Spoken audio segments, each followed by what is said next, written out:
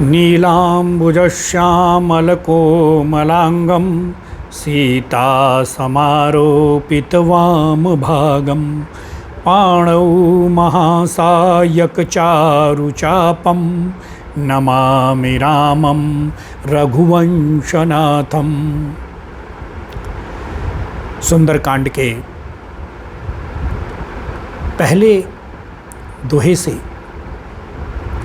उसका भावार्थ मैं आज आप लोगों के समक्ष प्रस्तुत कर रहा हूँ। उससे पहले एक संक्षिप्त परिचय कि सुंदरकांड में कुल 60 दोहे हैं। एक दोहा जो है वो लगभग 8 चौपाई से बनता है। चौपाई का मतलब मंगल भवन अमंगल हारी द्रबौ सुदशरथ अजिर बिहारी, ये एक चौपाई है। ऐसे 526 चौपाई सुंदरकांड के अंदर हैं। हम आज इस प्रथम संस्करण में सुंदरकांड के पहले दोहे पर विचार विमर्श करते हैं। सुंदरकांड से पहले का दृश्य देखिए। जामवंत जी के नेतृत्व में सब वानर, भालू, रीछ सब बैठकर विचार कर रहे हैं कि सीता माता की खोज के लिए समुद्र को लांघकर, इतने विशाल समुद्र को लांघकर लंका की तरफ कौन जाएगा, कौन पता लगाएगा कि सीता माता कैसी हैं, कहाँ हैं। सन्नाटे के बीच जामवंत जी को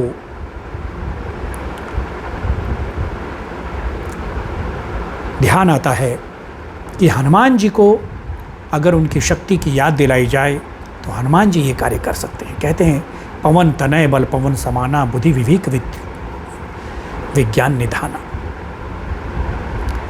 कवन सु काज कठिन जग माही, जो नहीं होई तात तुम। हनुमान जी को कहते हैं।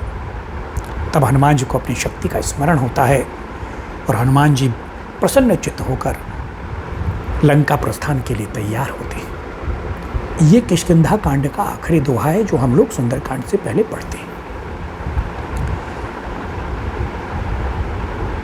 सुंदरकांड में सबसे पहले दोहे के अंदर अब जामवंत के वचन सुहाए, सुनी हनुमंत हृदय अति भाए। जामवंत जी की ये सब बातें सुनकर हनुमान जी को प्रसन्नता होती है।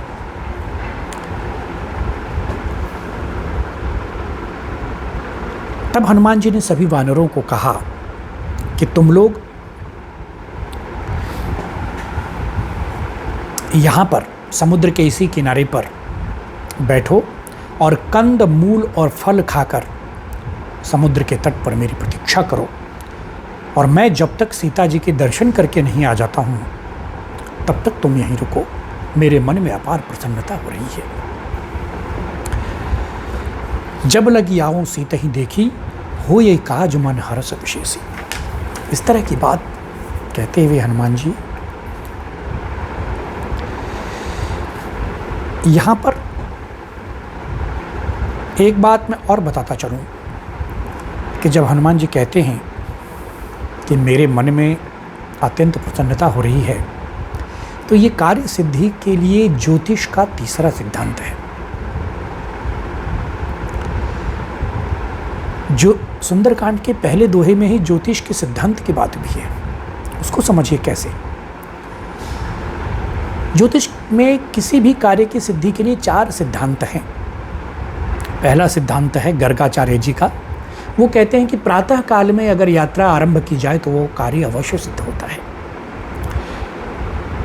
दूसरा बृहस्पति जी कहते हैं कि अगर आप किसी काम को शुरू करो और सुंदर शकुन होते हैं तो वो कार्य अवश्य सिद्ध होता है।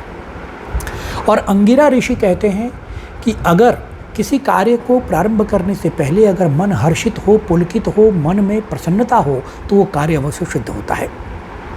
और भगवान विष्णु कहते हैं कि यदि यात्रा के आरंभ में किसी कार्य के शुभारंभ से पहले ब्राह्मण का आशीर्वाद मिल जाए तो वो कार्य अवश्य सिद्ध होता है। ये ज्योतिष के 4 सिद्धांत हैं किसी भी कार्य की सिद्धि के लिए।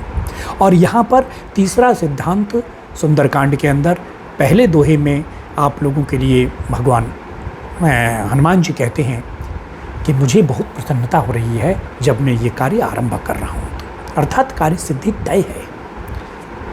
ऐसा कहकर हनुमान जी अपनी यात्रा का शुभारंभ करते हैं और वो प्रस्थान करते हैं। प्रस्थान करते हुए सबसे पहले सुंदराचल पर्वत को पार करते हैं। मन प्रसन्न है, सुंदराचल पर्वत पर उछल कूद करते हुए जाते हैं।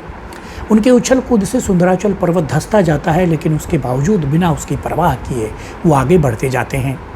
फिर उसके बाद विशाल समुद्र को लांघते हुए जैसे ही वो आगे बढ़ते हैं, तब समुद्र के अंदर छुपे बैठे हिमाचल के पुत्र मैनाक को समुद्र कहता है कि जाकर, हे मैनाक, जाकर हनुमान जी से आग्रह करो कि वो इतनी देर से समुद्र को पार कर रहे हैं, इतनी दूर से समुद्र को पार कर रहे हैं, थक गए होंगे, उनको विश्राम के लिए आग्रह करो।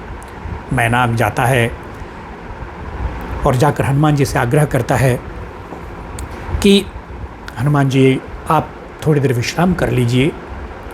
तब हनुमान जी कहते हैं कि नहीं, मैं राम काज के लिए निकला हूँ और जब तक राम काज नहीं हो जाएगा तब तक मैं विश्राम नहीं करूँगा। राम काज किन्हीं बिना मोहि कहाँ विश्राम।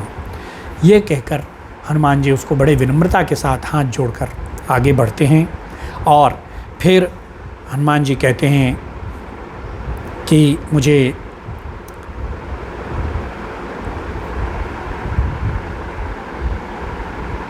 तब तक विश्राम नहीं करना है जब तक कि मुझे राम जी के बताए हुए कार्य को मैं पूर्ण न करूं। मैं यहाँ पर ये बात विशेष रूप से इसलिए कहना चाहता हूँ कि आज के विद्यार्थियों और हमारे समाज के परिजनों को अवश्य इस बात का ध्यान रखना चाहिए कि वो अपने लक्ष्य के प्रति इतने गंभीर हों कि स्वामी रामचंद्र जी का आदेश है